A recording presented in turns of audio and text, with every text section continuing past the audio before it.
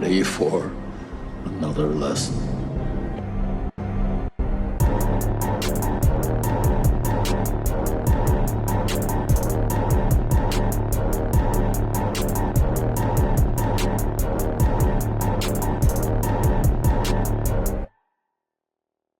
What's up, everybody, and welcome back to Back Row Banter, your favorite casual movie talk podcast. I'm one of your hosts, Adam Schwartz, and on this week's episode, we'll be talking about the movie Howl's Moving Castle.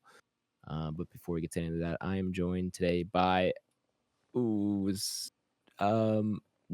Nathaniel Gingrich. I'm one of the Nighthawks. I don't know if that's what they're called in this movie. I did forget names, but so I was just rolling off the top. But it feels right. Yeah. Nighthawk? I mean, what else would you call those things? Talking about the Blobmen or the... Oh, you... No, the bird people. Oh, okay. Yeah, I mean, Nighthawk sounds cool. I'll go with that. I feel like that. I mean, Nighthawk. What else can you go have to with? call me Dragon. Call me Nighthawk. Well, that's fine, because you have to call me Nighthawk. Different movie, but excellent nonetheless. Yeah, what up, folks? It's Studio Ghibli time. We back. We are back. It's been a little bit. Is Boy in the Hair in the last one we got on? Yeah, I think so. That was my... Did I say movie? Or no, Princess Mononoke. Oh, yeah. We definitely did something last year. You're right. Yeah. Yeah, I'm tripping. Princess Mononoke was the last one. Boy in the Hair, and still my movie. I think that was 2023. It's my movie of the year. Mm-hmm. It's a good one, man. The man don't miss. No, he does not. Let me see. What do we got for Tyler today?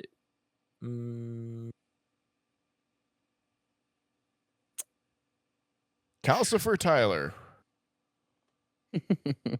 Nah, we could go with that, I guess. Calcifer Tyler Vidalis is here, everybody. Are we surprised? Hopefully not, because he's been here for a long time. 5 years. Some could say 5 years. Calcifer's Some my may. dog. Some may. That is how But yeah, time works. I'm here. Yep, that's me. How you doing? I'm good, man. Just big chilling. Had couple of the boys over last Friday. Friend of the Had pod. Justin and Ryan over, and then the homie Kendall got to come by for a couple hours, few hours. So it was always good to see him kind of be able to break out from parenthood and get to spend some time with the boys. So we started Alien Earth, which is I need to get to phenomenal. that, man.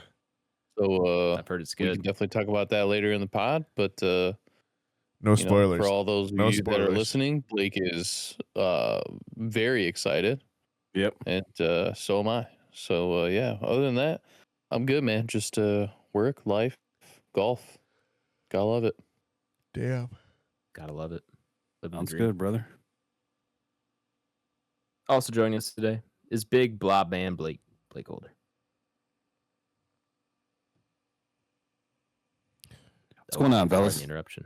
Yeah, sorry, it was a quick interruption there, but Yeah, no worries. what's going on? Not much, man. How you doing?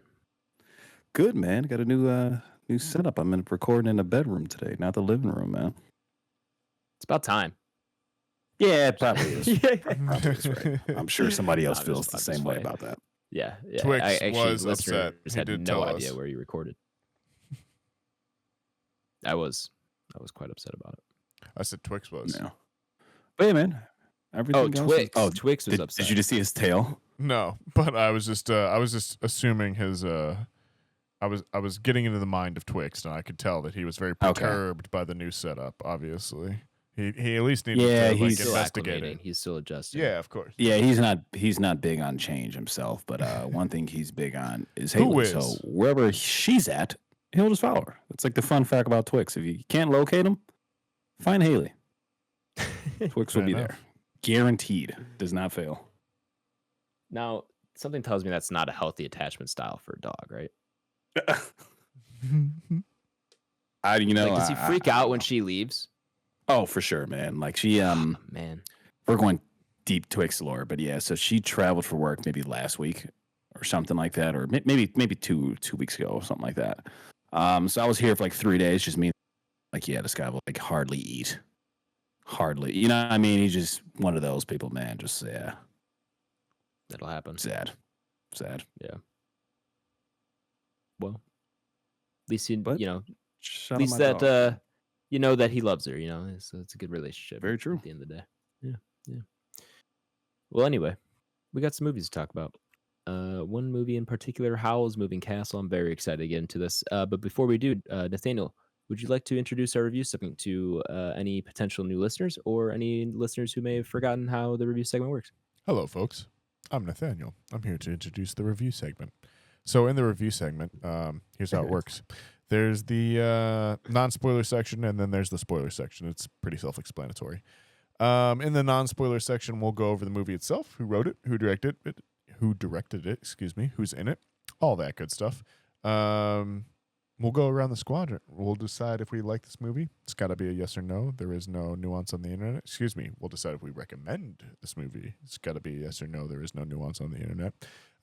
From then on, it'll be spoiler time. If there's any big spoilers for you, we will talk about them after the spoiler break, as well as any other big plot details or twists. Kind of go into our deeper thoughts about the movie itself.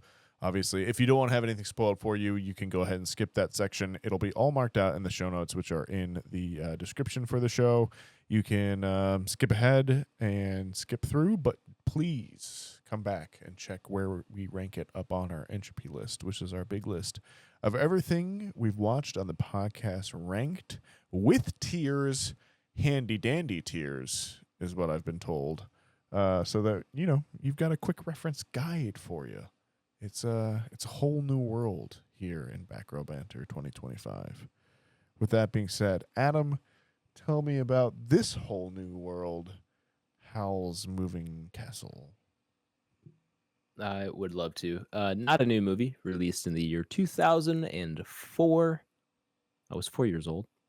Good time. Easy math. Good time. Is this the one right after Princess Mononoke? Does anyone know off the top of their head? He might have had a Mononoke, Ponyo. that's 99, or is it? Oh, yeah. Ponyo might be after. after. That's worth a pause to find out. I am just curious about the timeline here. Let me do a quick Google search. For what? Ghibli. Just the release order. Oh, of Studio Yeah, Ghibli I'm just trying films. to see. Yeah. Well, this came out closer to probably like 2001. This was 2004. This is 2004. Yeah. I'm just trying to see if this is right after Princess Mononoke. I'm crazy. No, it's Mononoke, then My Neighbors, the Yamadas, then Spirited Away, and then The Cat Returns, and then it is Howl's Moving Castle. So sure. Then like a few movies in between. Porco Rosso after that or something. The Tales of Earthsea. Oh yeah, sure. The Ursula K. Le Guin adaptation. And then Ponyo. I knew Ponyo was around there. Arrietty in 2010. I'll stop there. But some of these I haven't even heard of. Oh yeah, there's a lot beyond just Miyazaki, and that's part of it as well too, I think. Gotcha. Okay. Gotcha. Well, anyway, here we are. Howl's Moving Castle. Written and directed, of course, by Mr. Hayao Miyazaki, the man, the myth, the legend. I am going to give you all the English dubbed voice cast, because I think that's probably the more well-known version of this, with how kind of renowned some of those actors were. And it is also the version that I watched. I don't know about you guys. Anyone else? Anyone do sub here? I couldn't find it. No. In the sub. Yeah. No? Did HBO not have a Japanese audio? No, it's English only from what I could tell. Oh, okay. Interesting. Anyway. I think they might have it on there as two separate films. I don't think there's a way for you to go. I was going to say you might have to search and adjust the language. I think it's in there as two separate things. I feel dumb because I've seen the dub a time or two. I probably would have watched the Japanese version had I found it, but that's on me, gang. So you know what? It's all Just good. get it on a disc, and then you don't have to worry about it. Whoa, you're wild like that. Yeah, physical media. Way to go. Anyway, the cast includes Mr. Christian Bale, Gene Simmons, Lauren Bacall. Bacall? Is that how you pronounce her name? Bacall? I believe so. I think so. Blythe Danner, Emily Mortimer, Josh Hutcherson's here. Name Maybe I have. Josh. It's a name that I always forget about, and then it's like, oh yeah, that guy. He's around. Of Five Nights at Freddy's Frame, Josh Hutcherson, Billy Crystal, and I'll leave it probably at Gina Malone. I think that's probably our last big character here.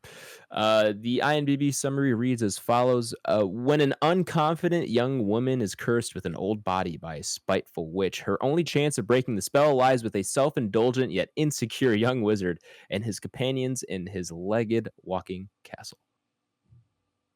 Some would say his moving castle. You could say it moves. That is certainly part of it. Pretty decent IMDb summary. I mean, it's an interesting movie, an interesting kind of sequence of events and story to go down. So I don't know how you would summarize that well in one sentence. So I think that summary does a pretty good job. If you've seen a studio, is it Ghibli? Is that how we decided, Ty? I remember we went over this last That's time. how I say it, but it's one half dozen of the other, I'm sure. Either way. If you've seen one of these movies before, from the studio, you kind of know the style of animation you're going for, but also kind of the dreamlike feel of the story, the world, and the characters that you're going to get. And this is no different from previous or any other Studio Ghibli films that you might have seen in the past. It is definitely along those lines, and I'd also say this is probably one of the more well-known and popular and well-liked Ghibli films. Just saying that generally off of my anecdotally of people I know that enjoy these films. This is one that gets brought up to me at least quite a bit in terms of a top 3. It's always this, Spirited Away, and Princess Mononoke are typically the 3 that I think a lot of people have sticking out in their heads. Obviously, there's a lot more that you could go with. I know Totoro, My Neighbor Totoro, is another big one. But I definitely feel like Howl's Moving Castle is one where if you know Spirited Away or Princess Mononoke, you've probably also seen this one. Anyone's first watch here? Blake, is this your first watch? Yeah, it's my first watch. Awesome, man. I'd love to kick it over to you to get your thoughts here.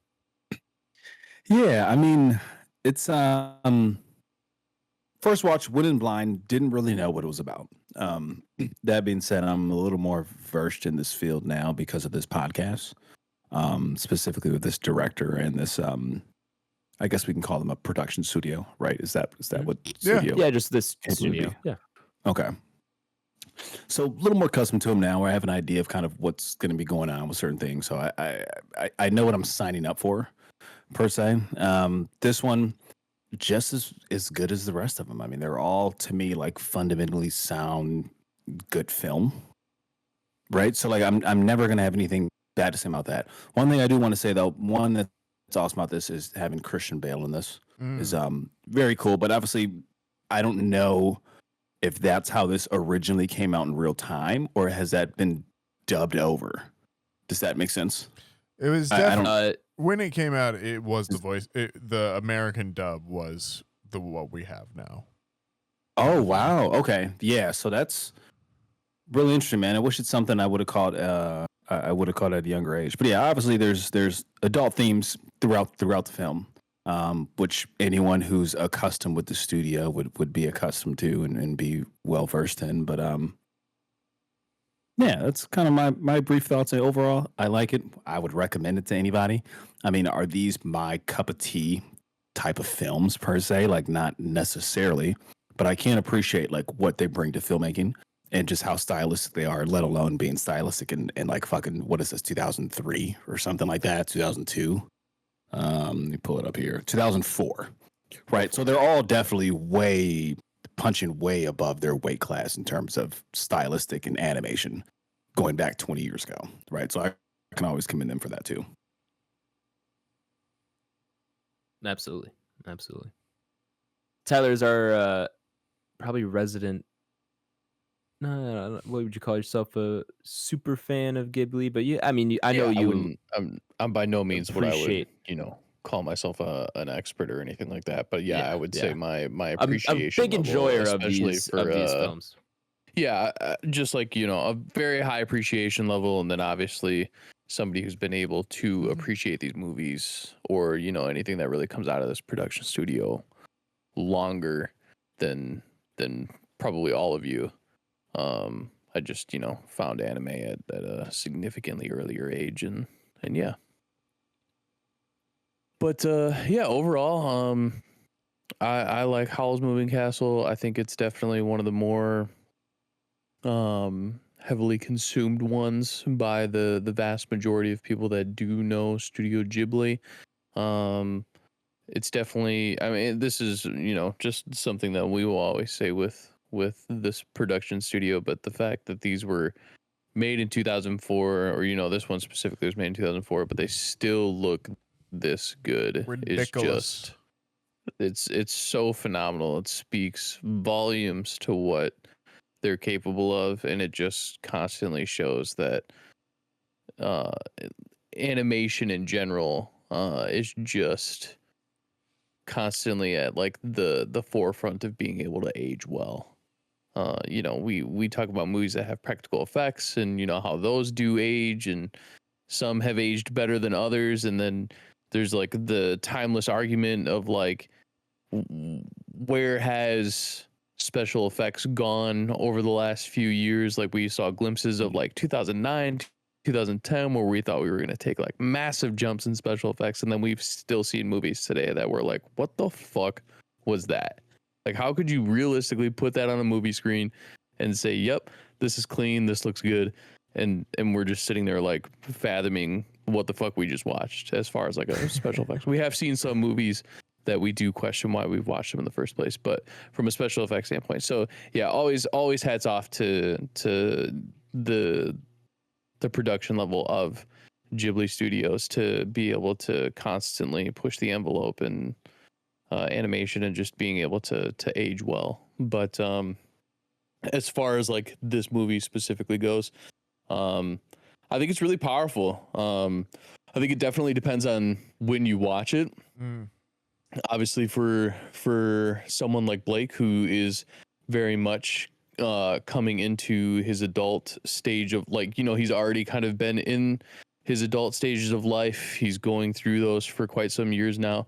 It might not be as powerful, whereas you get, somebody maybe who is 14, 15, 16 years old, who does have those constant fears of, what is adulthood going to be like? Or that question of like, do I want to grow up? Do I not want to grow up? And I think this is a really cool story that plays with that theme and that question very heavily for a lot of people who get to watch this. So I definitely think it's a little hard being able to, be close to your late 20s, early 30s and, really heavily connect to this movie. But still overall, if this is, something that I've been able to grow up with, that I have definitely enjoyed over the years, and still just, one of the movies that knocks it out of the park for Studio Ghibli. Couldn't agree more. Nathaniel? Yeah, this is I think the actual second time I'm watching this one overall. It was one I remember this coming out and reading about it in the newspaper. A little bit of a Nathaniel lore here for the What's boys. That? I was You'll just 2004 just fucking Ma, get the fucking paper. No. Ahmad didn't get it. I got it. I was the one that was up earliest in the house because my school bus came at 6:30 in the morning.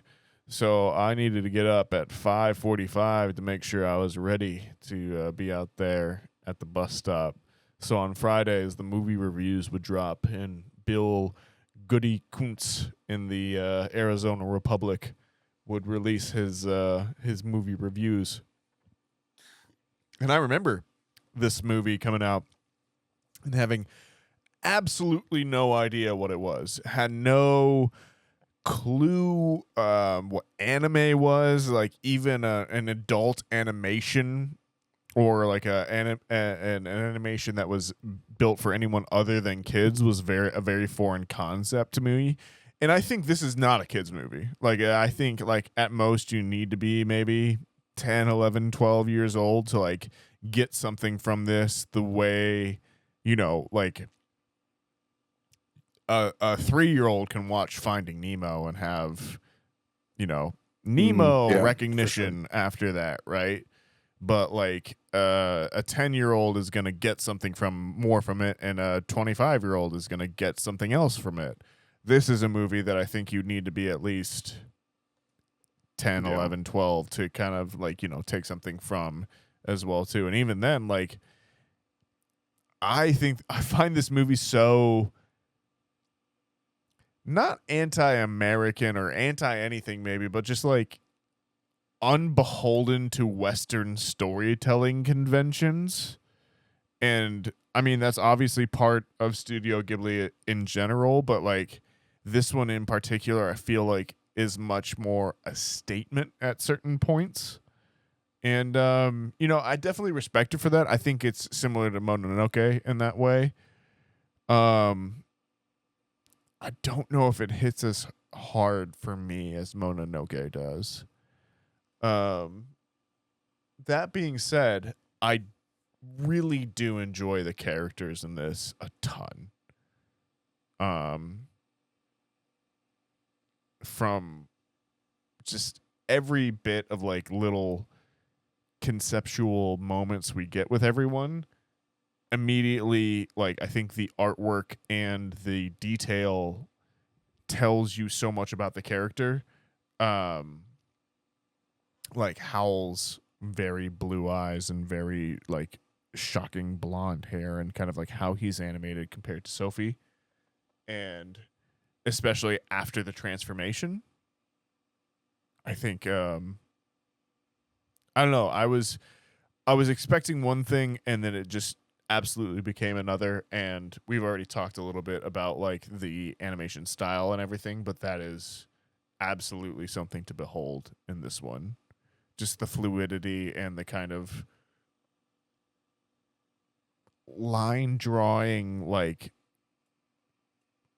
nuts and bolts elements of everything is just so impressive to me. So I'm a big recommend. Yeah. Anyone else? Are we back to Adam on this one? Yeah, back to me. I do really enjoy this movie. I don't think this is of the ones we have on this podcast, which I think is just Spirited Away, Mononoke, and Boy and the Heron. This is probably underneath all of those for me. I really like all three of those movies. And it's not that I don't really enjoy this one. I definitely do. I just think I have a little bit. I was just able to connect a little bit more to each of those. That's fair. But that being said, this is also, I think, only my second time watching it. I watched it for the first time not too long ago. I think just last year, actually, last year or the year before. So really not too long ago, I was introduced to this, and watching it this time around, I definitely gained a lot more appreciation for it, having kind of an understanding of what the story was or where the story was going. And then watching it this time around, I can kind of understand more of like what the story is trying to do. So yeah, I definitely got a little bit more enjoyment out of it this time around. I think, I as has already been brought up and Tyler mentioned it, the animation, it's just insane that this is 2004, and you put this side by side to Boy and the Heron, which came out last year, and really I couldn't tell you probably which one was really released in 2004 and which one was released last year. That's something to be said for like the company or the studio themselves, right? Like it's right. Just insane. It's remarkable, like, man. Yeah. It's absolutely remarkable how this movie ages so well. Like some of the animation doesn't always age that great. It always looks clean, but like some of the the background like kind of landscapes that they make, and then they'll animate within it. You're just like, holy shit, bro! Like there's a at least an account on social media, and I know there's a phrase of like every frame a painting, but like genuinely, it's a YouTube channel. This takes it to, I mean, and Studio Ghibli in general, like I just feel like, my God, they take it to that next level on so many things. Absolutely, yeah, and this is just another example of it. It is remarkably. It's sometimes a breathtaking movie, and that remains true through all the movies of these that I've seen, all the Studio Ghibli movies that I've seen. That never changes. And this is just another example of it. But yeah, I mean, this is hard to say this is like a top 3 Studio Ghibli. I haven't seen. Candidly, I haven't really seen all that many. Relative to how many they've released, I've seen maybe 5 or 6. You're getting around to seeing a lot of like the big names. You're right. I'm starting at the top. Yeah, there are still definitely some big ones that I still don't think. Like I don't think you've seen Totoro. I've not seen Totoro. I've not. That's a big one. Yeah. Have you seen Kiki's? No, it's another one I want to get around Kiki's. to. Yeah. So there's still a couple of them that like are still pretty big names that are out there for the studio that you definitely need to watch. But yeah, you're obviously starting with the ones that are most well known. But yeah, there's still plenty out there too that like definitely goes super far under the radar that you just might not ever see. Kiki's Kiki's I will die. Kiki's I've heard is really good. Yeah, like Kiki's is one that I will fight. I will go to the mats for Kiki's. Yeah, I absolutely need to get around to more. But yeah, I still think this is probably below 3 I mentioned, Spirited Away, Mononoke, and Boy and the Heron, but that doesn't mean this still isn't an incredible movie. And one that I do really enjoy. It's just not quite as personal of a connection as the other 3, but that's fine. I do understand people who maybe have this as their top Ghibli movie. Like I've encountered at least 1 or 2 people that hold it that high, and I don't blame them for it. That's not a crazy take. I'm just not there personally. But anyway, that being said, it seems like it's a recommend all around. So we're gonna go ahead and head into spoilers. So if you have not seen Princess Mononoke, if you have not seen Howl's Moving Castle and did not want it spoiled for you, go ahead, check the episode description. We're about the timestamp you can jump to, where you'll be taken to the ranking of the movie up upon our HP list. Spoilers. Do you have a spoiler noise, Nathaniel? Was that it? That was it, yeah. Okay. That works. Well, fellas, here we are. Welcome to the spoiler segment. Where to start on this one? I'm gonna go back to Blake, because the first watch here is always fun to kind of poke at. But what are your reactions as you kind of see the story unfolding with, all right, you've got this kind of girl, and pretty quickly into the movie, she turns old, curse is placed on her, and things kind of get kicked off right away. Like, what is your kind of reaction as like the early moments of the movie kicked off? Were you kind of hesitant, or were you like, I don't know? Because I think remembering back to my first watch, I was like, is this really like I'm gonna watch this old lady the whole time? Like my first time watching, and obviously things kind of pick up, but I remember kind of being like, what is going on here the first time watching? Yeah, I mean, I don't know if I was necessarily as immediately hooked as, I think it's Princess Mononoke, where it's like very like gore adjacent. Sure. In the beginning, yeah. right? Is that film? Yeah, I'm trying to recall all of the anime films we've done. Like, so I wasn't immediately like captivated by that. I was like, oh yeah, like this is definitely like my speed, right? And so like it was like, okay, I'm gonna kind of sit down, I'm gonna watch it. It may be a little bit of a slower burn, per se. But yeah, so I mean, at the beginning, I understand it's somebody's like aging like very quickly, and I was like, okay, this is, I don't really know where it's going, but it's not something that like had me hooked immediately like the other film we're using a comparative. But that being said, though, it wasn't like it was since it was all the. I have enough faith in the director, which I'm totally going to butcher how to say his name, so I'm not going to try to say it. Miyazaki. Miyazaki, thank you. I have enough faith in the director of giving me a good product where like it's like, okay, like I don't know if I'm quite on the first make 15, 20 minutes, like, but I'm in for the long haul because I know there's going to be a message. I know there's going to be a story. I know there's going to be themes that are prevalent. And that was just kind of my thought process. Understandable. Yeah. How many times have you seen this? This is probably only my second time. Okay. I assume Ty's probably seen this the most, right? That's probably my guess. Yeah, I've probably seen this more than all of you combined.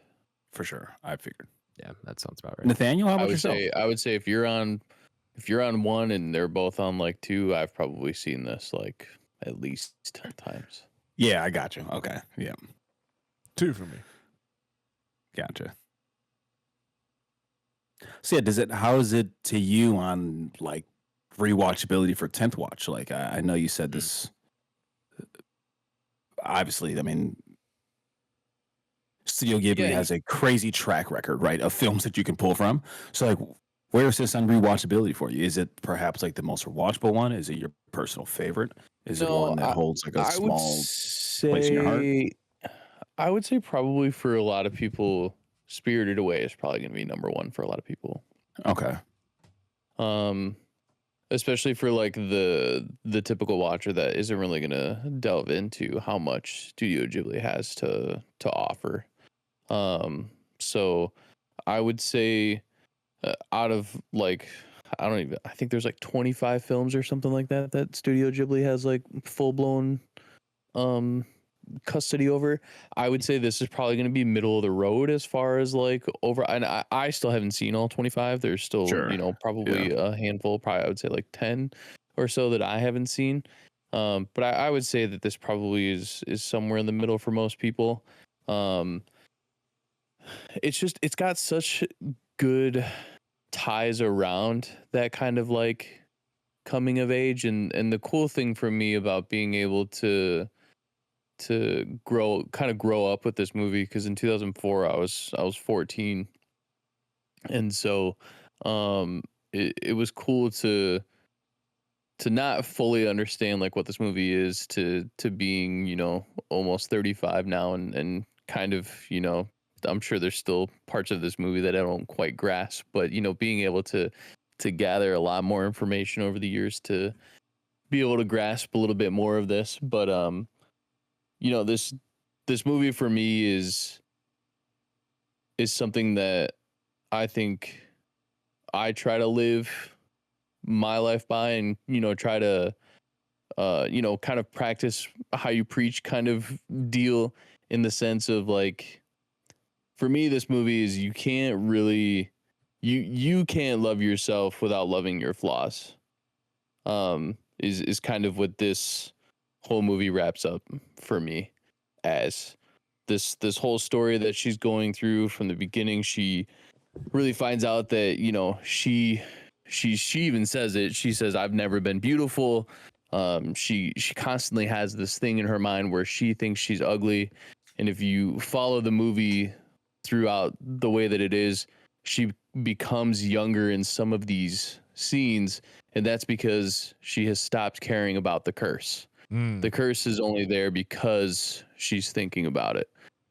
She's constantly thinking about her flaw of not being beautiful. She thinks she's ugly the whole time, and the second she stops thinking about that flaw, she goes back to kind of like her younger self. So for me, this movie truly is down to its bare bones of really trying to love yourself growing up into your flaws, and being okay with who you are. So yeah, it's been really cool to be able to kind of see that from 14 to 35, and it's definitely one of those movies that I think I still hold pretty high in regards to, but Spirited Away is always going to be like my number one.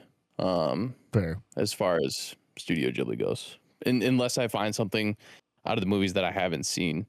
And then another one, obviously we've done like Princess Mononoke, and then I would say another one that's really pretty far out there. Kiki's is really good. Nausicaa is another one that Nausicaa's dope. Yeah, it's pretty. Yeah, there's a lot Nausicaa's out there. got But yeah, as far as like Nausicaa's got the animation sequence from the guy that made Evangelion. yeah. Oh, yeah. So there's a whole There's a whole bit that's all Evangelion, like not esque, well, not based, but like definitely Evangelion esque, and you can see in there. And then I think he actually voices the dad in the Japanese version of The Wind Rises. Like Miyazaki was like, you need to play this person. He is you, kind of thing. So yeah, definitely ones to check out. Grave of the Fireflies I watched in high school. Damn, like in bro. a class. Yeah, that's a rough one. Dude, looking back, I can't believe my teacher put it on because I'm holding back tears in class. Like, that's a crazy one to introduce you to Studio Ghibli with, bro. Yeah, at the time didn't really like full. I don't think I'd seen any Ghibli at that time. So I didn't even really know what I was getting into. But yeah, it was like our AP Human Geography class, which is like AP Sociology essentially. But we had taken the AP test already, so you have like 3 weeks before the end of school to just like, kind of do whatever. Want to get the most realistic view of the atomic bomb of all time? Yeah, pretty much. So yeah, that was heartbreaking. But also like talk about an impactful story and movie that is certainly up there for me. I really want to keep going down the list of Ghibli. But anyway, back to Howl's. Christian Bale here. 04. Is this isn't pre-Batman Begins, is it? Or this is around right around the same time? Yeah. Batman Begins is what, 5? No, Batman Begins is also 04, but I don't know that it's prior to this. Okay. I mean, again, right around the same time too. Right.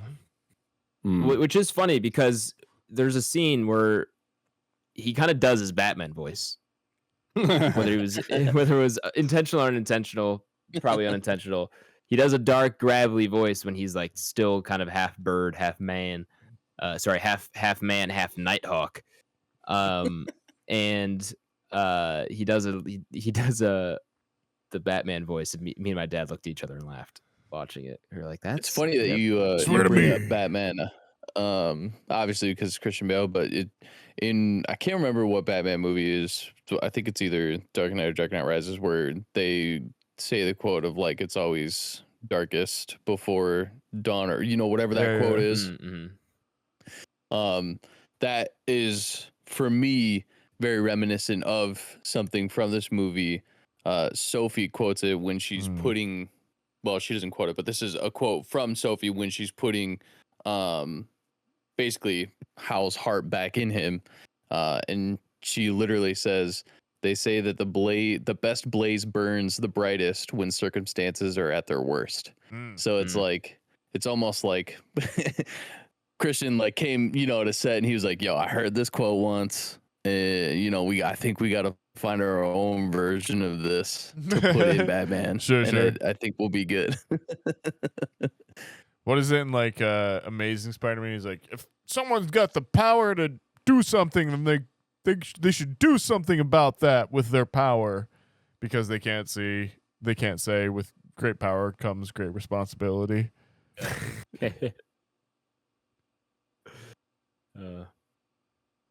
I love the character of Calcifer here, and the Billy Crystal casting is also really it is good. pretty good, right? Like this would have been post Monsters Inc., I think. Yeah, it would have been. I think that's 01 or somewhere around there. Is it 03? Find out. Look that shit up, Jamie. 01. That was rude. I'm sorry. No, it's fine. It was 01. Okay, so yeah, this would have been post Monsters Inc. And I mean, he's not doing Mike Wazowski, but it's kind of what I hear at certain points. Right. Though I do love Calcifer more than I like Mike Wazowski, I've got to say. For sure. I mean, shout out like the English dubcast. I just think in general, like they are really good. Right. Yeah. And I think Christian Bale is a good choice. We talked about that already. I I love old Lady Sophie. Like, she's one of my favorite characters as well. Like, I love how much more confident she gets just when she becomes an old woman, and she's like, "Oh yeah, old people don't give a fuck." Like, they'll say whatever, and that's fine. Or like, they'll just kind of just ignore you and just like force you to do things because they're old. And yeah. Yeah, no, I agree. When I would say probably I don't know, around like my early 20s when I did a rewatch, it was very eye-opening to see her transform, like just be okay with the curse. Yeah, I really do like that they're that really take. It's not the like, Yeah, I need to they're break the curse kind of thing. It's just, no, this is how I am now, and we're rolling. Like, yeah, like one of the first things she says is like, well, at least my clothes fit who I am now. Like she's Right. immediately Right. just okay with like this curse just being a part of who she is. And she does handle it very well. Way better than I would. That's for sure. Yeah, for sure. Obviously, there's like a little bit of a freak out moment there, you know, when she has to look herself in the mirror and then she's like, it's just a bad dream. I'm just going to go to bed. And then, but like, as soon as she realizes it's not a dream, this is a real thing, she's like, well, fuck it. You know, my clothes, you know, at least fit how I usually dress now. Right. So we're good. So yeah, that was always one of the cool things where it's just kind of like, yeah, you know, fuck it. Like, I'm here now. And, it was always cool because like that was one of her things. She was constantly worried about what that time period of her life was going to be like between where she was and being an old woman. And the fact that she just got to skip to going to being an old woman, she was like, cool, I don't have to worry about any of that stuff that would have happened in between this. So we're just going to ride this out how it is, and I guess we'll figure it out. Yeah, once again, handle that way better than I would have. For better, for worse. Give us a little reaction. Give us a little, you know, a little snippet of how you would react. I'd probably lay down, take a nap. Oh my God. I mean, they go to sleep. Yeah, I would probably just sleep the rest of my days. You think I've got the energy to go and try to break the curse after that? Like, nah, man, I'm out. Down for the count. Love the scarecrow dude. Turnip. Turnip. Yeah. Turnip head. Who turns out to be the prince that's causing all the issues. all the war here. Yeah. Funny how that works. I don't know. I just like that he's just out there just chilling. Yeah. Constantly flipping over, getting stuck in things.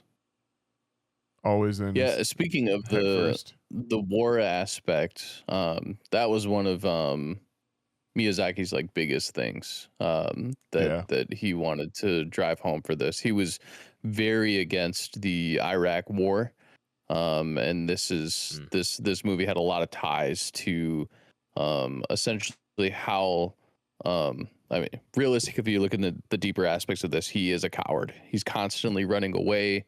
He even calls himself a coward at some point in this movie in one of his quotes. And at one point, he even tells Sophie, like, thank you for saving me. Like, I can't deal with her by myself. So it's just constantly more of him, like, running away from his problems. And this one being war. And so that was like one of the big things for Miyazaki. He really wanted to point that out, that he was very against the Iraq war. And this movie has a lot of ties to that and being against war in general. Yeah, and he does another thing, and I brought this up in Princess Mononoke, but he places you once again, and then Nathaniel touched on this earlier, talking about non-traditional Western storytelling, but he places you in the middle again, where you know, we have this conflict between two parties, a major conflict, a war. You know, in Mononoke, it was between, you know, the humans and nature, and this one it's between two warring countries. But here we are again in kind of the middle of it all, not necessarily seeing both sides and why the war started, who's justified or anything like that, but just placing you in somebody's shoes in the middle of it all. And you kind of just see the secondary effects of that. And so it makes sense that you're talking about this being kind of analogous for the Iraq war, where he's just trying to show you what happens when you put yourself in between. And he's got a really, there's a really poignant line where they're talking about the witches and wizards who kind of turn themselves into the Nighthawks, or whatever they're called, for the king. And he goes, I forgot the line is specifically, but it's something along the lines of, by the time they're done with the war, that they'll forget they were even human at all, like that kind of thing. Like they turn themselves into animals for the king, and by the time that the war's over, they'll never even remember that they were human. And it's like that's kind of what war can do to people. Is you enlist or you sign up and you go to war, and you're not going to come back the same person. And borderline, you could lose your humanity in doing that. And I thought that was a really, really poignant line. And there's definitely some good themes of the war and its effects sprinkled throughout this movie. And it's crazy that we're talking about that kind of stuff and also talking about the themes of internal appreciation for yourself, internal beauty, and feeling comfortable with who you are in your own skin and stuff like that. It's such an odd theme to blend together, those two things, but it works so well. And it's just an insane feat to kind of pull off that kind of messaging where you can kind of tell these two contrasting stories a little bit. Not that they clash against each other necessarily, but there you go. Unique and distinct stories. Like there's definitely multiple messages to take away from this movie, and the fact that they are so kind of unrelated to each other, it's insane that kind of mixes together as well as it does when all is said and done at the end of the movie. Yeah, I like how it's constantly kind of subverting itself in many ways. Like I like how kind of pitiful and almost silly the Witch of the Waste becomes.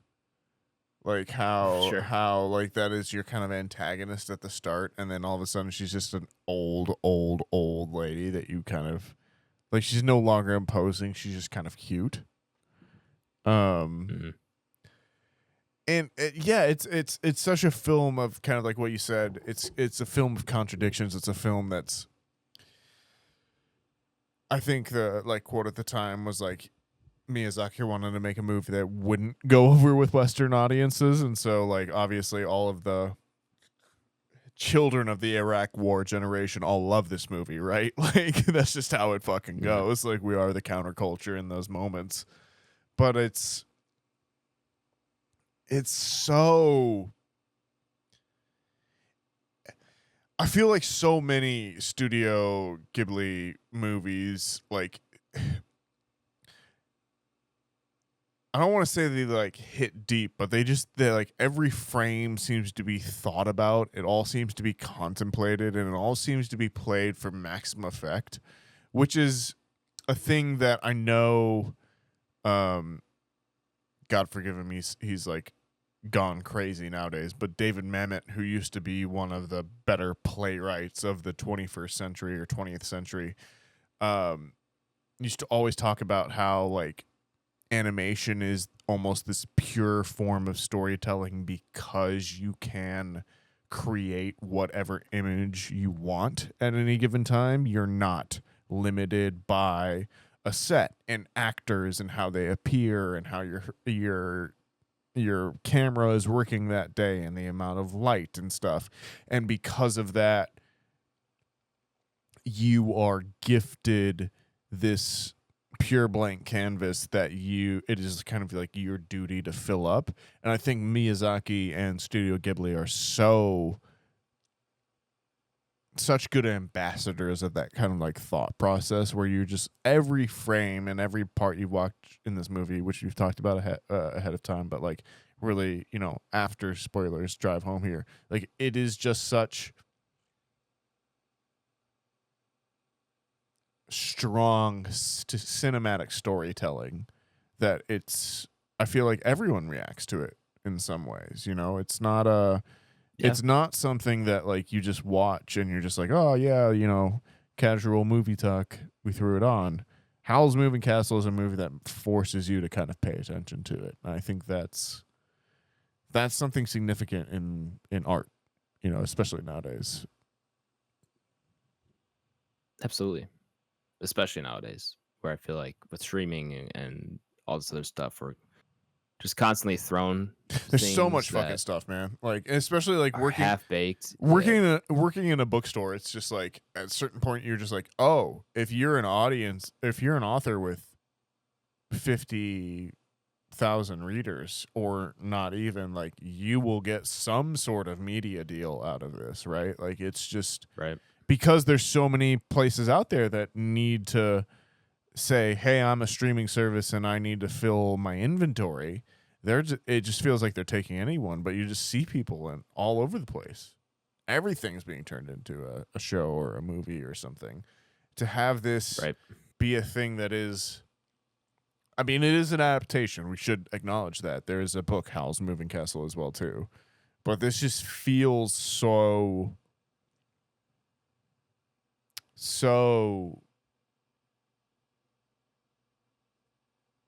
crafted that it seems to stick out. I'm gonna be quiet. Yeah, I would agree. There's actually a lot of books that the Studio Ghibli movies are based off of, and if you actually look into it, they're actually rather different than the books. A lot of on times. Almost a regular basis. Yeah. So yeah, it is very. It's amazing how Miyazaki's mind works, in the sense that, you know, he can change so much, but, you know, it still gets kind of the same point across that the book is also trying to get across.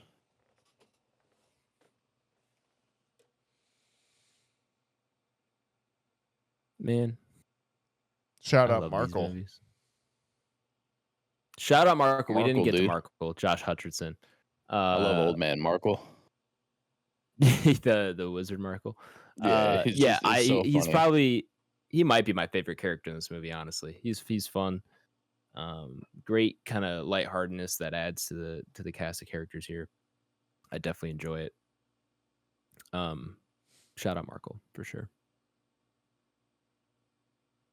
And what a fun, I really wanted to touch on this. I'm glad I remembered. What a fun, like, world and like aesthetic in kind of medieval, industrial kind of blending, somewhat not quite cyberpunk, but like along those lines almost. Or steampunk. Not, sorry, steampunk is more I'm looking for. Yeah, sorry, steampunk. It's got a little bit of that, less steam, which is probably better, you know, but it's yeah, it's got such a unique and interesting aesthetic to it. The whole world does, and I really, really like it. The plane design's cool. The ships, just the towns and the cities and everything. This is up there in terms of, actually, as far as like worlds go of the Ghibli films, this might be up there as my favorite in terms of, like, this is one I would kind of want to live in. Like, this seems like a fun place. Oh man, to kind of live in. Kiki's. You'll really like Kiki's? Nausicaa. Yeah. And Nausicaa. Okay. Yeah. I got to get to these. I will soon. The aircraft design is something you'll see very reminiscent of Nausicaa. Nausicaa's, yeah. Oh, for sure. Okay. If you like the ships and stuff and flying and nonsense. Yeah. I mean, Miyazaki's a sucker for flying in general. I don't know if you've realized that. For sure. My dude loves flying. Yeah, that makes sense thinking back on it. Got a lot of things in the air. All right. But yeah, did love the world, and everything with that. All right, do we have any big closing thoughts here, gentlemen, or are we good to move on out of spoilers here? This is gonna be a tough one to rank, man. Yeah, I think I'm good. I think the only other, like, big theme of this movie that I always like to kind of touch base on is just humans in general are flawed and greedy and manipulative, and if you can you know, in some way, shape, or form, find your group or your family, the people that share the same values and people that you can trust, then you can find a way to be a good person in this world. And I think that's one of the really cool themes about this movie, that is kind of just thrown out there towards the end that they do a really good job of wrapping up. So that's kind of one of my only other little lasting things that I truly enjoy about the back themes of these movies, or this movie in particular. That's crazy. That's your interpretation, because I came away thinking humans are great. Everyone loves being kind to one another. Trust everybody. If you find encounter. your people. If you find your people. Sure. But no, very, very well said there, sir. Do we have any other closing thoughts, or are we going to get out of here? Yeah, one thing I kind of want to let you guys get in there too. I know you guys are huge on anime, so I figured I'd kind of take a backseat on this pod. But one thing I do want to show love on is I can't think of my boy's name, but the like the fire is like an actual character. Calcifer. Yes. Shout out my boy. I like that guy. You like the scene where like he's cooking the breakfast and he's like feeding the eggshells into his mouth. Yeah, it's like probably my favorite scene in the movie for sure. Dude, he's got it, and when he lifts the castle up again after it falls down, what a get hype moment, dude! What an absolutely get out of your chair, get where he eats her hair. That's my dog. Yeah, exactly. Yeah. What a great moment. Oh man, I can't wait for you to meet Gigi and Kiki's delivery service. All right, I'm gonna have to get there. You guys keep bringing this up. Gigi's my dog. It's Put funny because he's a cat. Put on the short list. There you go. Oh, all right. What'd you say? I'm in. I said it's a cat. Gigi's my dog, which is funny because he's a cat. Suzume.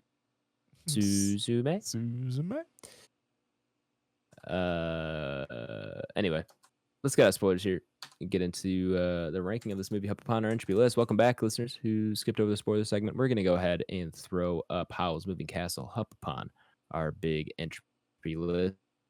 For those of you who do not know, the Entropy list is Back Row Banter's official list of all the movies we have reviewed, regardless of genre, regardless of anything else, all in one fantastic list. It's essentially how we rate our movies rather than do it at 5 stars, out of 10, whatever it is. We throw up all the movies on a list and see how they compare to one another, and compare to one another in tiers now. If you're still haven't listened to the past couple of episodes and you're just returning, Entropy list is now tiered. We do have a tiered list, which is linked in the episode description below. You can go check out all the tiers for yourself. But we have our S tier, A tier, B tier, C tier, D tier, F tier, and of course, those movies that are so bad, you got to ask, are they money laundering with this movie? Is that what's going on here? Bro, there's some of those coming out recently. Yeah. Oh, are you talking about the Ice Cube movie? Yes. I've seen some clips. Did you I've seen watch some that? clips. No, fuck no, I didn't. The clips I see coming out of it though are horrendous. Yeah, it's like almost like C movie comedy, right? Like even below B movie, like that movie is makes no sense. First off, Ice Cube being like an IT computer hackers, or Ice-T being a fucking IT computer hacker. Ice-T would be crazy. Hilarious. Ice Cube. Yeah. was the guy, right? Yeah, pardon me, Ice Cube, yeah. You're telling me there's gentlemen. some sort of computer hacking going on.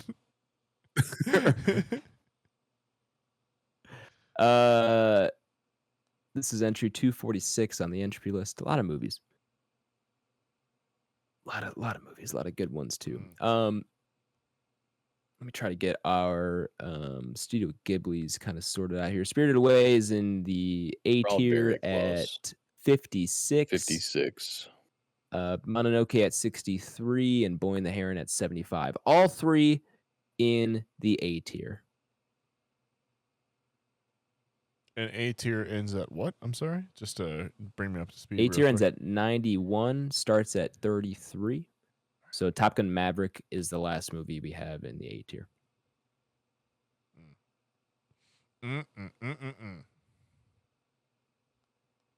I think I have my spot if y'all are still thinking. Go ahead. I'm going to put this below Kill Bill Volume 2 and above Gladiator at 86. Feels like a pretty good all-around spot for me. I didn't want to go too low. I do still think this is an A-tier movie. I do think it's up there. So I want to keep it in that kind of range. But there's definitely some movies between this, or where I put it at 86 and Boy and the Heron, where I see Sinners, I see Kill Bill, American Psycho, Nightcrawler. I don't want to put it like right next to Boy and the Heron, but that was kind of my benchmark. So 86 below Kill Bill Volume 2 and above Gladiator. That's a good ranking. I think I'm kind of close first glance here, but I'm trying to dig a little deeper.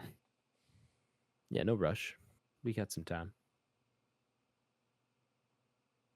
Thing is like I see Redline at 90, and I actually like Red.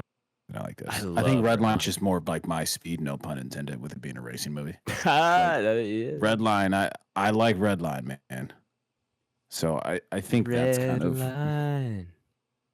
Yeah, that's one I kind of battle. But then it's like, should it be an A-tier movie? I mean, it holds a lot of weight from the studio, the director, it being a 2004 film and looking this great, right, is setting a massive foundation, right, for how they continue to still make these films 20 years later. Yeah, so it's tough. Yeah, dude, I don't want to drop it too low. Is this before Spirited Away? Because Spirited Away is like what, 07? No, 08? No, that one's 01. So it's a bit. Oh, okay. Or, sorry, so after Spirited Away. This is after Spirited Away. Okay. I've got my spot. Where are you going? Let her rip. So this is a B+ movie for me. So I'm gonna have this at 97, above Tokyo Drift, below Coherence.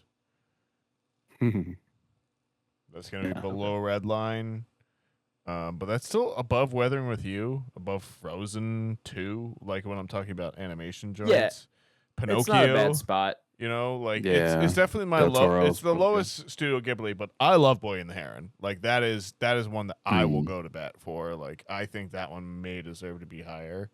And Mononoke, I fucking love Mononoke. And I mean, Spirited Away is like, that's the one where, like, beyond me, I don't even fuck with it. Like it's real good. Like I enjoy it, but it's also one where I recognize like, this goes beyond me. This is something that like is announcing itself as a player in the genre, right? Like, hey, this is cinema too, kind of thing. So, yeah, that's where I'm at. Blake, did that help you 97? At all? Yeah, I think I think I know where I'm at. 97 below Coherence, above Tokyo Drift. Yeah, that's a good baseline. Like I like it being below Redline. Definitely not my favorite Studio Ghibli that we've done so far on here. So I think I like that baseline. It's already below The Boy and the Heron and everything else we've put up there. Honestly, I think I'm knowing where I'm going, and I'll give it some credit because you guys know. You know what? I'm gonna stick with it just because it's probably my favorite film of this entire year, and I think it's a little low, but I will put it above Black Panther: Wakanda Forever. So I'm gonna go 105. Okay. So I'm gonna go 105. It'll be above Wakanda Forever, above Weathering with You, which like kind of close to me, right? I think I probably would prefer to watch this over Weathering with You. But like, Bring Her Back. Yes, but below Bring Her Back, below The Terminator. Yeah, that's fair. Right. Okay. And then obviously that's very below fair. Redline, XYZ, Inside Out 2. So yeah, that's where I'm going to go. Valid. Very valid. Tyler, help me out with this A tier ranking, man. Let me feel better about it because these guys. Yeah, no, I got you. I got you, pal. Thank you. For me, you guys know how high and how much I value Spirited Away, and just the nostalgia value that has for me. Princess Mononoke has always been pretty high, but it's definitely not like I would say it's in my like top 8 Studio Ghibli film, so I couldn't tell you where, but it's definitely not. I don't think it's like in my like top 5. Suzume, I think, has fallen off quite a bit for me, so I don't overly. I'm not really looking at that. The Boy and the Herring, I think, is very, very strong. I will also go to bat for that movie, but I also think that could be like, flip flopped with Suzume. And then obviously you guys know how I feel about Redline. But I think Redline would be relatively low as far as like, where I would personally rank some of these movies. So I really don't have another place to put this other than right under Spirited Away. So I'm gonna be at 57. I probably would put it below Tropic Thunder, but It Follows is right there, and I think this is boatloads more rewatchable and as far as like themes go and everything like that, over It Follows. So I will take the It Follows soundtrack over any other soundtrack, though. I'll go to the Tron max Legacy for that. Ooh. I was gonna say Tron Legacy. We're really gonna go there right now. We were just talking about this. Yeah. Yeah, keep got your his mouth ass. shut. Look at him. He he froze. Yeah, he fucking got him. But hey, no, but really that It Follows soundtrack. Like, if you guys haven't listened to it It's yet, good. that is a banger. Yeah. It is good. It is good. Cool. Our fair enough, average Ty. ranking. Average ranking here of 86.25, meaning I'm gonna put it below Gladiator and above Inside Out 2 at 87. I kind of like it. That's about fair. Good spot. It does sneak into About the A fair. tier here. So Yeah, it I'll does. take it. It A does. minus Low A though. tier. Yeah, like I would say A minus. Absolutely. B A minus. plus. That's all right. Yeah, And that feels right. That feels I right. agree. So I think we got this one. Got this one pretty good. All right. Quick, what we're watching? Yeah. Before that, quick. Next week's review is going to be The Departed. The Departed. Is he a co-op? He's a co-op. He's a co-op. That's Is currently. that The Departed is Scorsese? Oh yeah, isn't it it? is.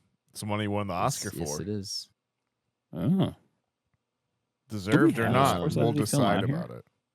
Killers of the Flower Moon. Love that movie. Oh, that is Scorsese. Yeah, dude, that's a movie I Which- totally forgot about. Dude, I Dude, love it's so that movie. good. I can't forget about that movie. Every Yeah. time I think about it, I'm like, man. Yeah, I did learn an actual Decent, lot about decent, history. decent. It's a good book in too. that, though. So, Genuinely a great book. I did learn Yeah. a lot. Genuinely great book. Read it in like 2.5 days. Great book. Good movie. All around recommend. Yeah, It's decent. Okay. It's decent. It's decent. it's decent. But anyway, So we got a little bit of Departed. Scorsese on there. The Departed. Departed Alright. is Is he a streaming. co-op? It's on Netflix. So you can go Are we gonna find out do it who's in co-op in and who's Boston not. accents I think he's a co-op. or New York? That's accents? the Oh, challenge. is it New York? In Boston. Departed? Boston. They're Big Nah, it's in Boston. Boston. All Boston. Okay. All Boston cast. Dunkin' Donuts. Oh, Here yeah, we we go. were deciding All right, we between gotta- that and the we gotta- town. we gotta which was cut it. full Cut of back. Boston. Yeah, right. Oops, a funny word. But yeah, The Departed. It's streaming on Netflix. Go check it out, and then join us for our review next week. What we're watching here, fellas. Y'all wanted to talk about Alien Earth, which I've been hearing good things about. Have not sat down to watch it myself. But tell me about it. Convince me.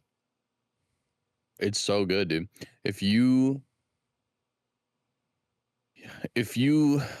have any kind of like visual ties as far as like how Alien, when like the computers first boot up, the overall set, Mother. and just how like things look and make you feel, and just the aesthetic of this show, they fucking nailed it. Within like the first, I don't know, 5 minutes, if not sooner than that, they did a couple of little things that just brought me right back into Alien, and it was so good. It's not like a spoiler or anything, but my guy literally gets like woken up out of a cryopod and just takes a fucking cig out, and I'm like, dude, this is the 80s, baby. I'm Blue like, collar, brother. Let's punch some darts, dude. And I was like, this is so good, dude. Just ripping darts as soon as we get out of cryo. I'm like, this is what it's about. This is what space exploration is about. That's the trucker future that I love. So yeah, visually, aesthetically, it made me feel right at home. I was so happy. The gore that, you know, comes along with it after the fact is just absolutely killer. It's so much fun. First 2 episodes are very fun. Definitely go watch them. It didn't sound like anybody else had watched them other than Blake. Maybe he pointed at the screen a lot and he was very hyped, so I'm hoping he watched them. So yeah, if you did, go ahead, take it away. But yeah, that's like my little non-spoiler. You should go watch this show. It's fucking dope. Yeah, I got to the first one maybe 2 days ago. The first step, because there are only 2 episodes, right? The third one I think is next week. Yeah. Or okay, yeah. So I've only got to the first episode, and it was one I remember kind of waiting on it to come out. You guys know I'm not big on TV shows, but then something popped up on Reddit, and I was like, oh shit, like that did come out today. And then I put it on, and I was like, yeah, I'm in. No, Holly, Tyler said he's good, man. The show writer on this. He worked on, and like Ty said, it's. Go ahead. I'm sorry. I'm sorry, I interrupted you. But he worked on Legion. No, go ahead, brother. He worked on Legion, and I think he created the show Fargo. So like, he's just a dude that just knows this stuff. Okay. Do you know? Did he do the movie Legion, or isn't there also a TV show Legion? Not the movie Legion, the show Legion, which is an X-Men spinoff, but is like supposedly really good. Yeah. Yeah, I've never watched it. I got Space Ghost out at this point. Yeah, shout out what is it, LTV 64, whatever that planet. Yeah, LVT 64. But yeah, so nonetheless. Yeah. But yeah, we'll watch the first episode, and very, very pleased with it. To Tyler's point, it definitely brings back like that 80s feel of like the technology and how they just landed on that in particular. So yeah, I'm in. I'm excited to watch the second episode. I just haven't got to it.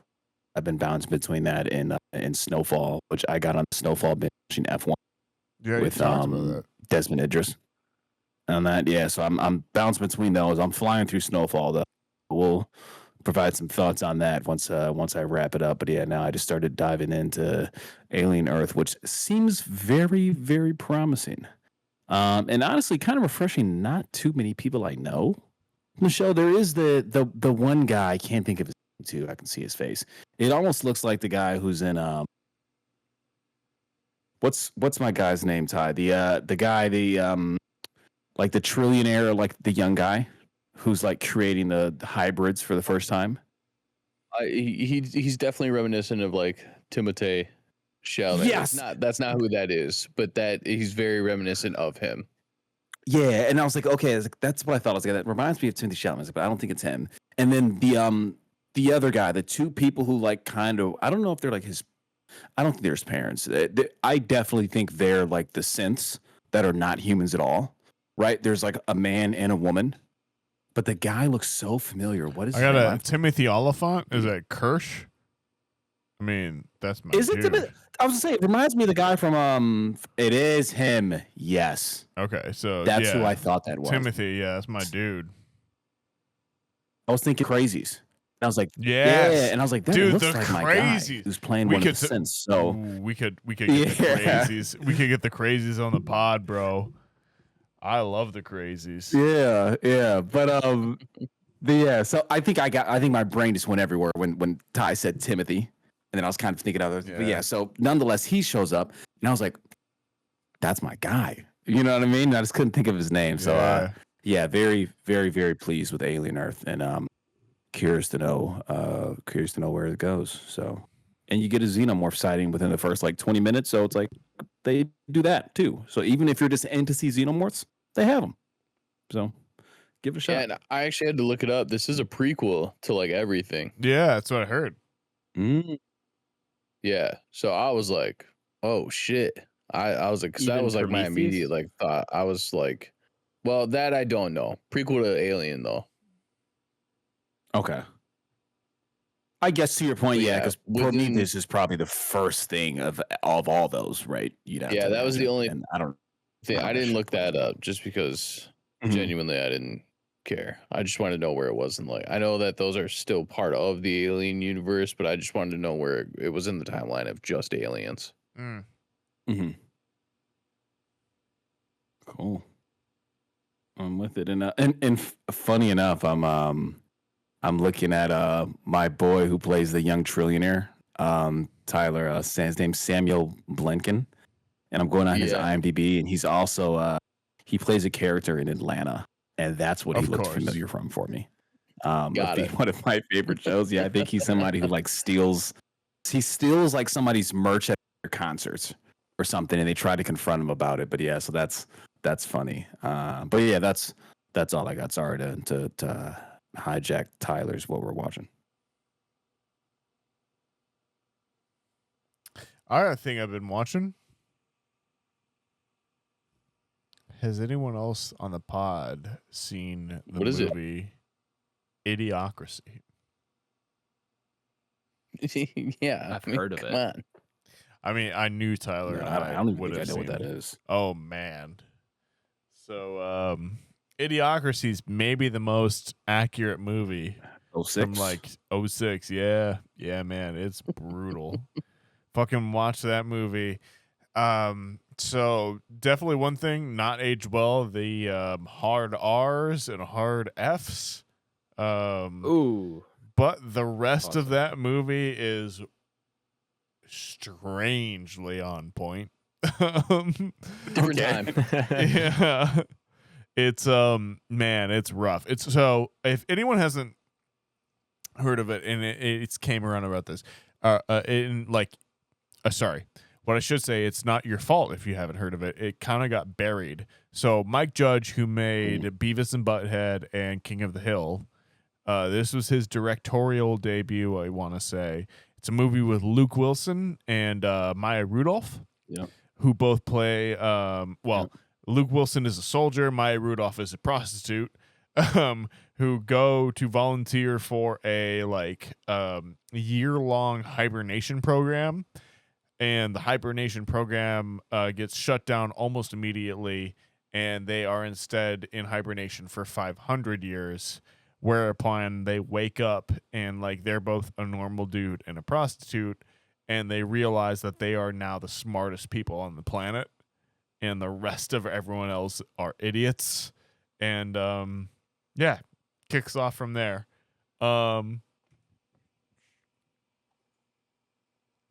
Super funny in parts, definitely one I remember watching and I was like, oh, I want to go back to this. And yeah, certain parts are on the nose and tough to deal with in 2025, but other parts you're like, whoa, glad we moved past that. But big fan, enjoyed it, had a good time. Everyone should watch Idiocracy at least very once. very fun movie. To shed a little bit more light on it, it's essentially. Sorry, what'd you say? I said everyone should watch it at least once. If you can get, if you can handle it. Yeah, for sure. It's to shed a little bit more light. It's basically the reason they're the smartest people is because society has essentially allowed people to just go with the flow, and they've all become one big flock of sheep. It's the dumbest people on the planet are all breeding. Ran by. Yeah. Yes. Fun fact about this movie that hasn't come up until I would say within the last 5 years, they were looking for essentially the wardrobe is everybody kind of wears the same thing. And so that's where society has evolved. There really isn't fashion, everybody's wearing the same thing. And so they were looking for a shoe that essentially looked futuristic, but also looked very stupid. And they really couldn't find anything. And this was before this brand was even like really established, but it's Crocs. Just so you know, this is like the first sighting of Crocs like ever. This is like where they like started. So just to give you an idea of where, you know, society goes, just a little fun facts about that film that Nathaniel's been watching. So yeah, that's funny. I haven't even heard of that. So once you brought it up, I was like, let me go ahead and Google it. And I see the cast and the sign. It's actually got like some decent ratings for this type of film from like 2006 that you would imagine, with like sure. Luke Wilson starring in it, or heading it. Yeah, I should say, not even starring in it. Definitely one of those films that has like recently caught like a cult following and like a little bit of a flame again, I would say, in the last like 3 years or so. Okay. Yeah, I'll have to give it a shot. Had no idea this even existed. So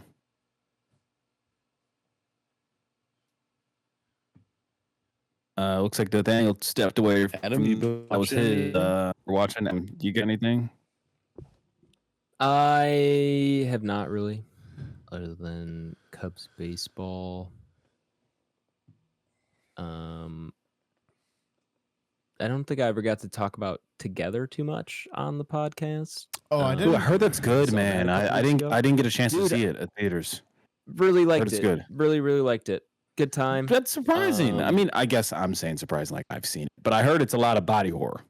It is. It is. Okay. It's similar to The Substance in the sense that, like, not necessarily a movie on paper that's up my alley, but does enough things outside of just the sheer body horror that are interesting. And I did enjoy it. It's similar to The Substance in terms of kind of the body horror it's going after, but I really enjoyed it. Pretty self-aware as well, had some good funny lines to it, and like characters acknowledging dumb decisions they're making, kind of thing, at smart times. So it really surprised me. Great ending too. If you've seen it, you probably know what I'm talking about. Just unexpected and just fun. Great ending. But yeah, just a good movie. I highly recommend if you can still catch that in theaters or as soon as it comes to streaming. Not a bad streaming movie, not necessarily one you have to see in theaters, but yeah, man, I had a fun time in that movie. I've been thinking about that one quite a bit since seeing that, but haven't really done too much else. Yeah, moved Sarah Bear around a lot this weekend.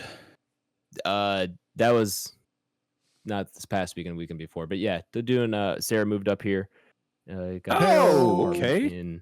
In Chicago, yeah. So did shout outs some moving. Welcome last weekend with her. Yeah, welcome. Yeah. So brother. Excited to have her up here. Yeah, she's enjoying the city so far for sure. Don't. You may be in Chicago, but you were and not. She's got a dog. The dog. You are not your savior. Her dog Luna has adjusted very well to the city. We're 773 talking about 202 Luna. Okay, I'll just go fuck myself. But her dog has adjusted well to the city, is enjoying it a lot, which we were a little nervous about. But yeah, man, good times. Good times there.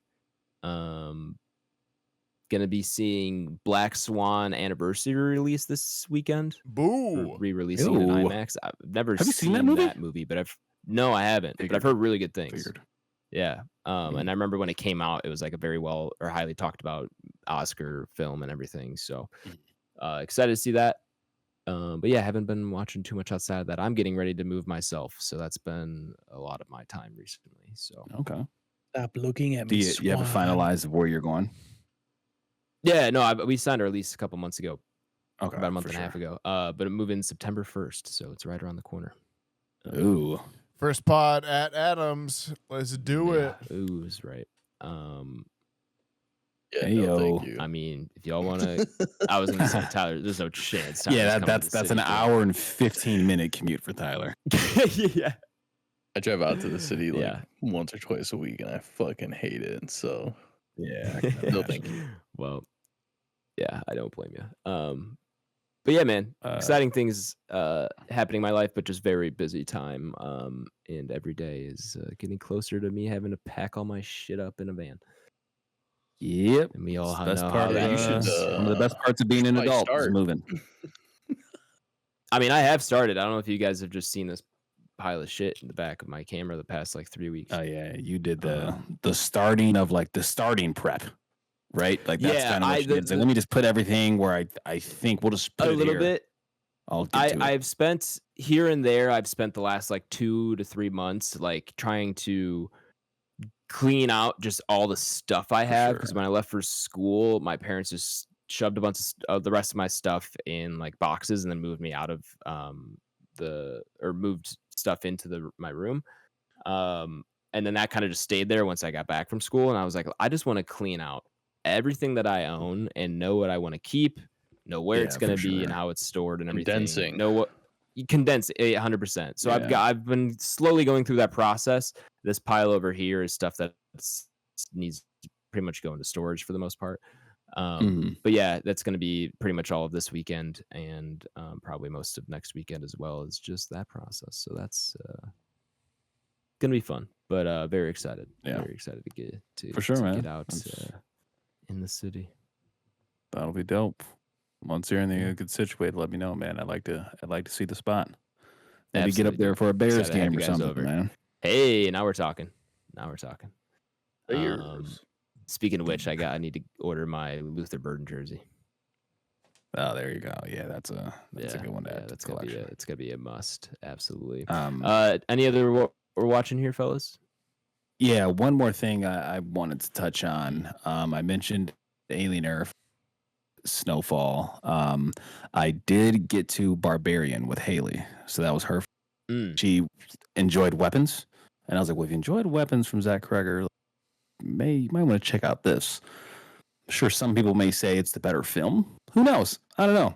But she ended up sitting down and watching it, and she was blind, had no idea what we were watching. Best way to watch that movie. Yeah, for sure. So didn't really have any expectations. I was like, hey, it's just made by the same guy, right? And she likes it more than Weapons. And I was like, like I can commend that. So that was a fun viewing experience for sure earlier in the week. And then I rewatched Sinners the other day. Nice.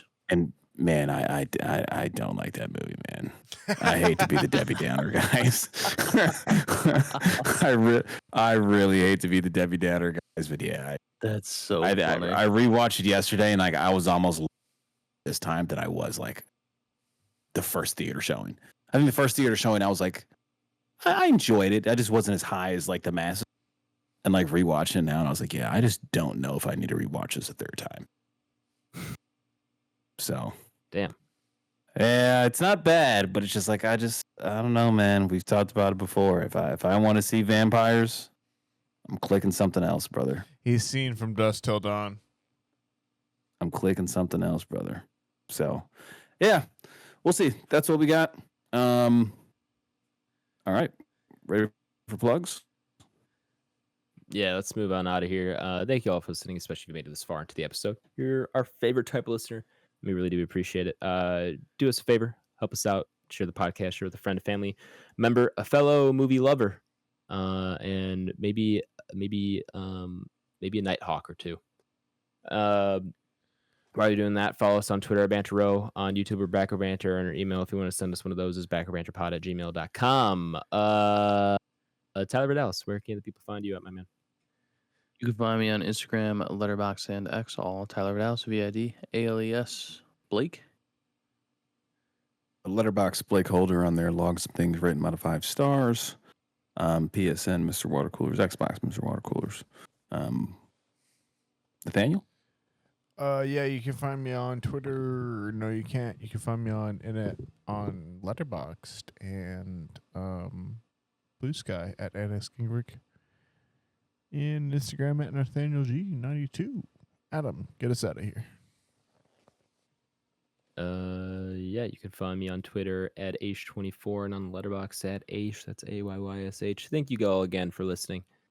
We really do appreciate it. Check out The Departed next week. We'll be RB.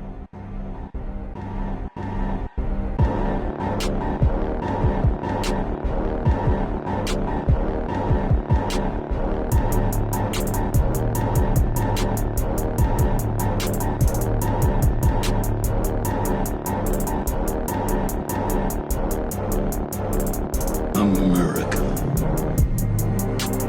Ready for another lesson. I mean, that's another one. Don't we have Spiral on the list, or did I just see that on my own? No, we did do Spiral, and just a crime, fellas, for us to be this big of like cinema fans and how we pride ourselves to like have Exorcist Believer and not the original Exorcist, and then to have Spiral of all movies from the Book of Saw. I think it's like Spiral, the Book of Saw. Yeah. From Book of Boba Fett. Why the fuck is it the book? Why not call it the movie of Saw? Like, god damn. Yeah. I was just saying that's what makes us casual. That's true. No, I guess. That is how we bill ourselves. Otherwise we'd just be Nathaniel's deep dive class hour on film theory. No movies post like 1960. Yeah. Right. Everything's in black and white. Yep. We have no my kind of movie. I'll never like anything in the 1970s. You guys are gay. Yeah, that was actually kind of a crazy statement. But then you realize he made the statement at like 20 years old. So I was either 19 or 20. This was This is actually good. No, this was there was a thread from an author that I follow who like in the 90s was a film critic, and like that's kind of how he got his start, was like as a journalist first, and then he became a novelist kind of thing. But he was talking about like he was talking, there was a tweet or something else where someone was like, pre the 90s there's like 2 or 3 great movies every 10 years that you need to check in with, and like other than that it's all kind of bullshit. And he's like, I mean, this is a take that like I think is like a casual movie fan, where if you just go to the movies to be entertained, that's fine. But if you're like a person that's like, oh, I like going to movies and I want to see what movies have to offer, and like I want to get deeper into it, going back into those earlier years is more challenging. It's not as accessible. We've definitely gotten better at like, making images more believable, getting you immersed, being accessible to everyone, that kind of thing.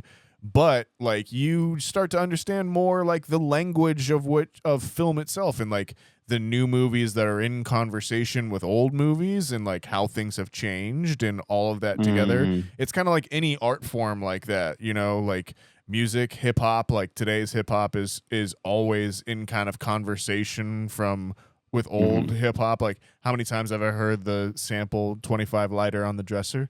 Like, it's all part of it. It's all art. And that's how, like, when you start to deep dive anything, like, yeah, the people that seek to learn it and like enjoy it and make it their career are going to have opinions on it. But like, that's kind of the fun of it too, right? Like the deeper you get into anything, the more you bring yourself to it. I don't know. I thought it was a good idea, good kind of like understanding for art itself nowadays, especially when we're like living in a world where art seems to be very much, anyone can do it because we can just decide to. Yeah, man, it's funny you say that, because that's actually, when you look at like going back to older films, you can see how things have like changed over time, and even like some of the films that we hold dearly today of like what they've pulled from for inspiration on older films. So when we started talking about older films to add in, and obviously my brain always goes like horror. But we brought up like The Thing, that I was like, oh, like this would be a great comparative of like certain things pulled from that, of why I don't care for Sinners. Sure. Only because I just rewatched Sinners yesterday. Did you? Right. Yeah. Haley and I rewatched today, but yeah, I think that'll be a cool one for like Adam. I don't know if Adam was even aware of those things that it pulled from, and one of these films that we're talking about adding onto this list. So yeah, so it's just really interesting. I was like, oh man, that'll be Cool to see how. Well, and like even the thing is a remake of a remake, right? Like like a 50s movie or something like right? that. Yeah. And so it's crazy. Like once you start to do that and like kind of deep dive into that stuff, and you realize how far back that conversation goes. Like you look like at a movie like The Green Knight. And that's an adaptation of like one of our earliest poems that we have, like that's crazy to think about, that there was some dude 1,000 years ago writing this poem that he heard about around a campfire. And now, we're making it into a moving image up on a screen that we can all watch or all like pull up on our little phones at any given time. It's powerful shit, man. Yeah. Without a doubt, man. So how dare you call my phone little? Yeah, I'm sorry. You got the Galaxy Note 8. It's the size of an iPad, but folds up to the size of a stamp. I have a 5-year-old Ultra, a Note.